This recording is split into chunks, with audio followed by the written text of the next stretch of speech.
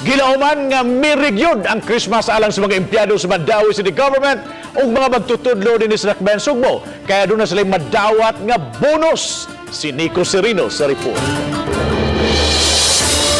Balik usa ka buwan nga swelduhan. Kini ang madawat nga bonus sa mga regular employees sa Mandawi City Hall ning panahon sa Pasko.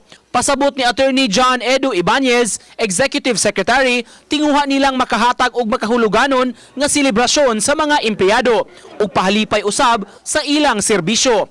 I-release ang maong bonus sa dili pa ang adlaw sa Pasko. Tinuig naman sa yun nga ihatag sa mga empleyado para sa pagsalamat ba sa ilang serbisyo. Kahinumduman, una nang gipahibaw ni Mayor Jonas Cortez ang madawat sa uban nga mga empleyado sa Dakbayan.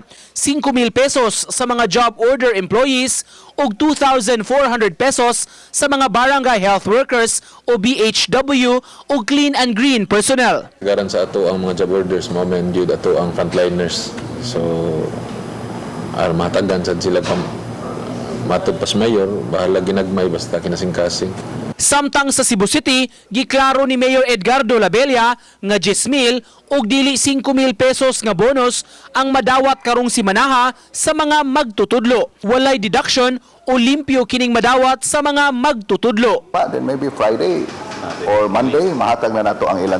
Tag 10,000. And I am very categorical on that we will give 10,000, not 5,000. Why? Because katong disallowance, doon naman may pending appeal. Uba ni Marlon Melgazo, Nico Sereno, Balitang Bisdak.